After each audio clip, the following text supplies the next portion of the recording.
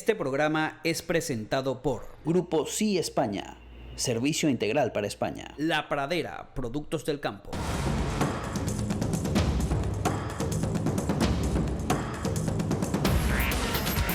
Patricia Poleo en Agárrate, opinión estremecedora.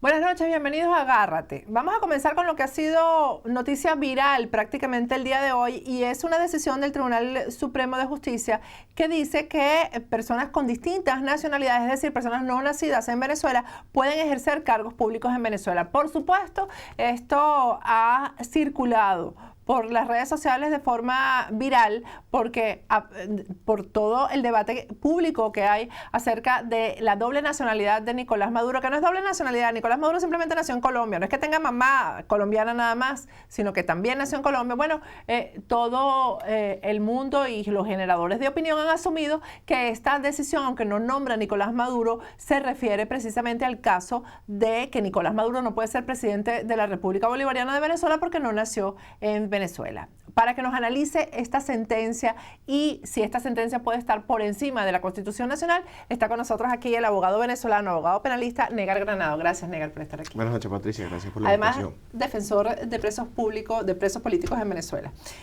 Bueno, yo estoy sorprendida con esta decisión, Negar, y yo quiero que tú nos las expliques, porque yo no soy abogado, pero a simple vista esto es una locura. Sí, bueno, hay que empezar por entender de que el Tribunal Supremo de Justicia, la Sala Constitucional, se ha convertido en el brazo ejecutor político del gobierno de Nicolás Maduro.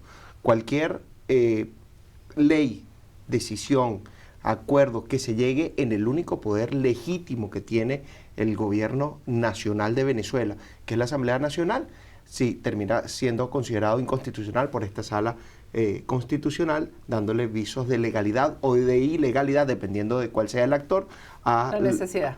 Y las necesidades a los acuerdos, las decisiones, las leyes que se le sometan a su consideración.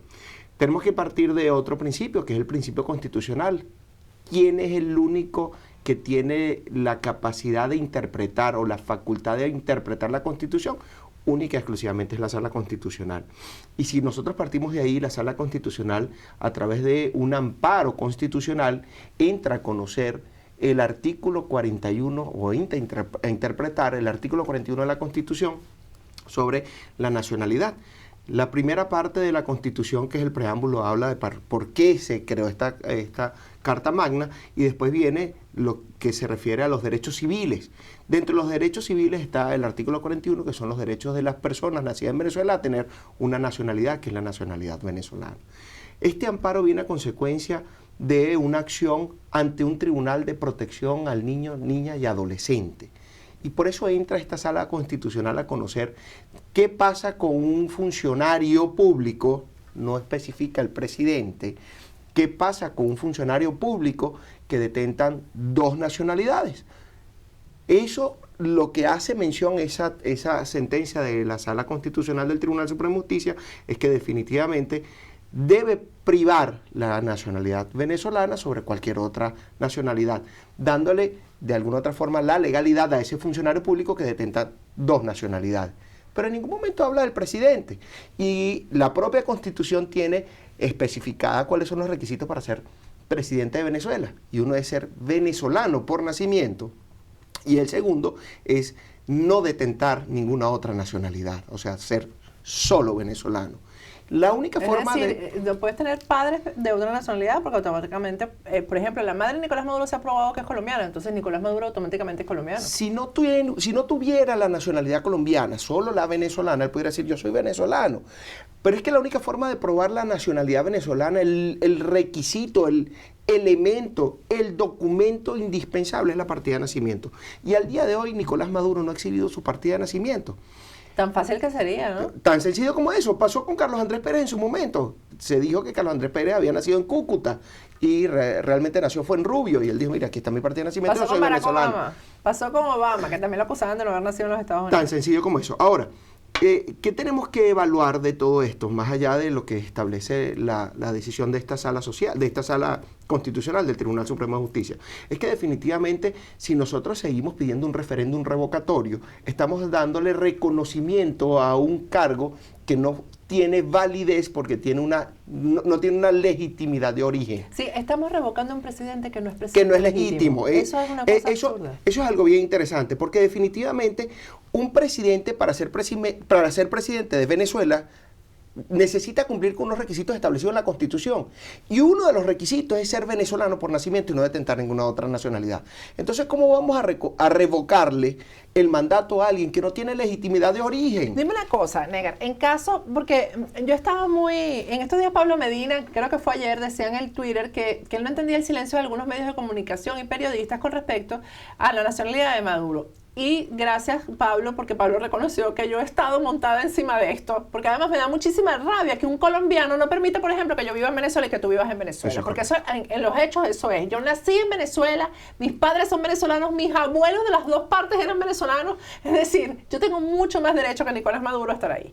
Y sin embargo no puedo. Y así un montón de venezolanos que están en el exterior y que están presos por culpa de Nicolás Maduro, etcétera. Entonces, que en condiciones normales, que tuviéramos un país con instituciones, con ley, ¿qué pasaría si un ciudadano común y corriente introduce una solicitud de investigación cuáles son los pasos que se deberían llevar para investigar la nacionalidad del presidente de la República? Definitivamente tendría que ser inicialmente el Tribunal Supremo de Justicia en sala plena para ver si realmente existe un indicio para apartarlo del cargo a los fines que se adelante una investigación. Pasó con Carlos Andrés Pérez. La acción tiene que venir a consecuencia de una interposición y quien tiene que tutelarla y quien tiene que llevarla adelante es el fiscal general, en este caso Luis Ortega Díaz, y entonces empezamos a ver las piedras de tranca que se van a presentar en el camino. Obvio. Una persona que está totalmente parcializada, definitivamente es uno de los actores políticos del gobierno, no es un presidente del poder moral o de la institución como sería la Fiscalía del Ministerio Público. Ellos tienen que llevar adelante un antejuicio de mérito, a ver si hay méritos para enjuiciarlo.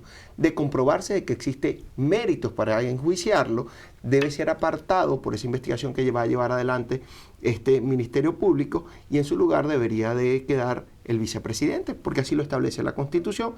En su momento, Carlos Andrés Pérez quedó el presidente del Congreso en ese momento y después se llamó unas elecciones y quedó como presidente hasta que terminó el periodo Ramón J. Velázquez.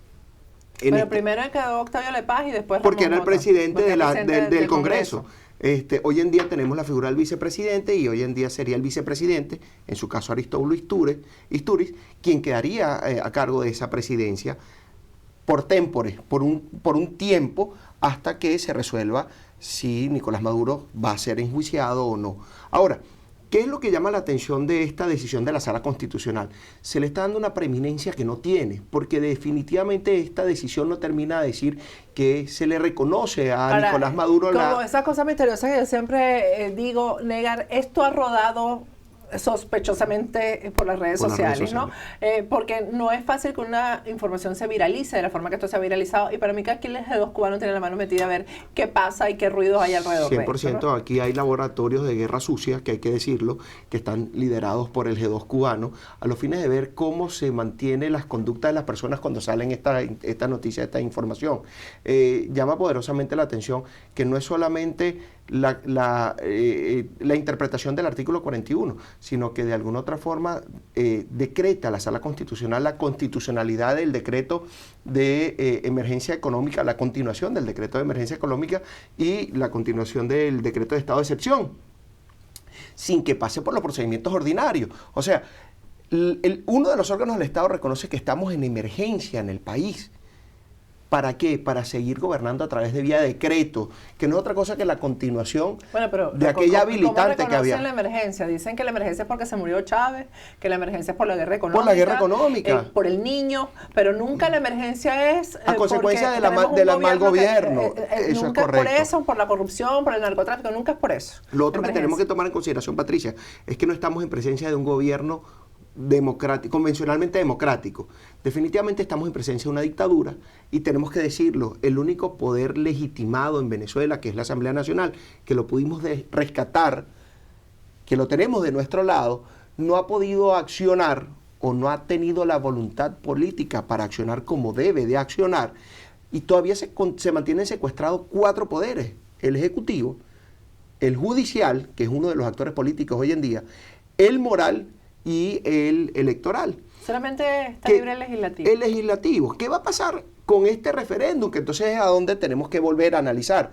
Estamos haciendo un pedido de referéndum para un presidente que no tiene legitimidad. Lo que hay es que desconocer su legitimidad porque él no es legítimo, porque falla la legitimidad. La Constitución da vías y pone caminos para eso. Pero que, claro, espérate, el artículo 350, claro. El propio artículo 333 que le da la orden a los militares, que es una institución que también está corrompida, está socavada por esta corrupción que se está viviendo en Venezuela. Entonces, ¿qué pasa cuando tratamos de legitimar un poder como ese, que está totalmente deslegitimado, porque no tiene una legitimidad de origen, y tenemos un árbitro que está totalmente parcializado? ¿Ustedes creen que podamos conseguir, por la vía del referéndum revocatorio, una solución pacífica, democrática y constitucional a un gobierno ¿Qué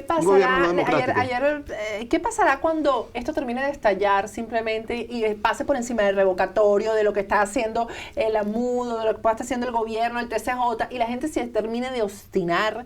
Yo me levanté a las 4 de la mañana pensando en este niño que se murió, Oliver, que padecía cáncer, pensando en los médicos que están en huelga de hambre en Mérida, pensando en la gente que está hurgando en la basura para poder comer una vez al día.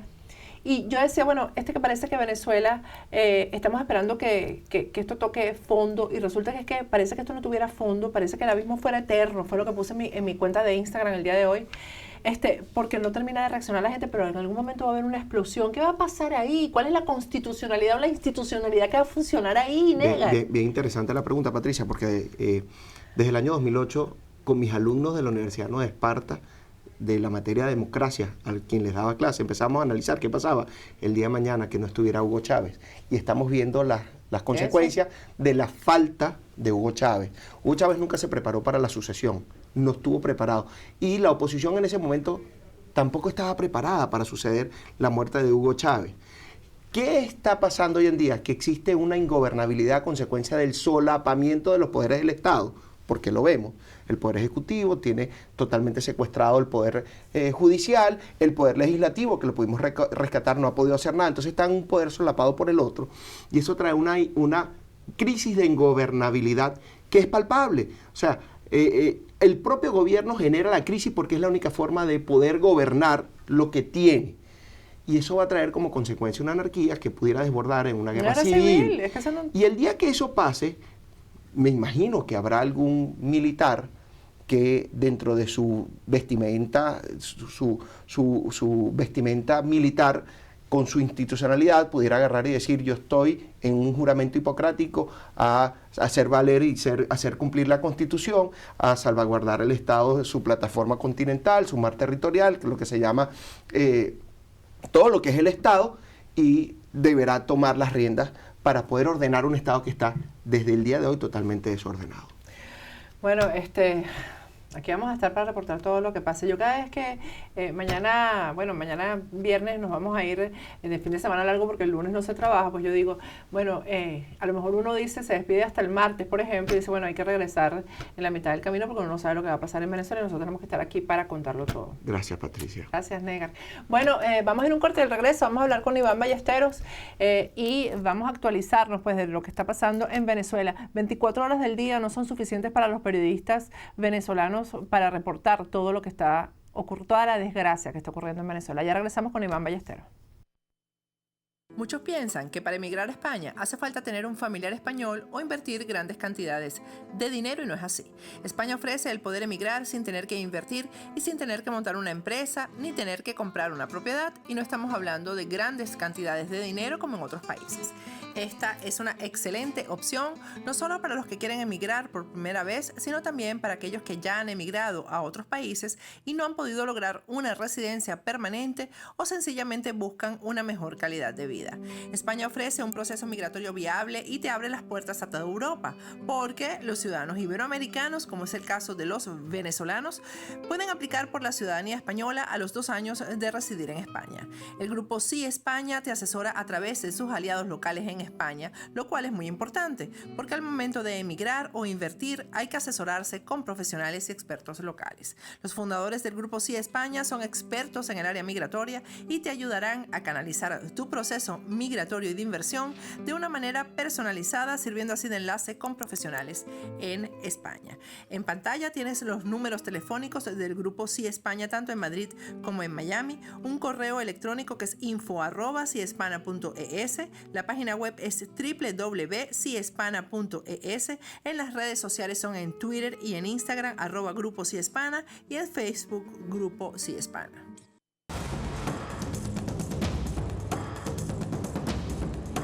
Agárrate con Patricia Poleo.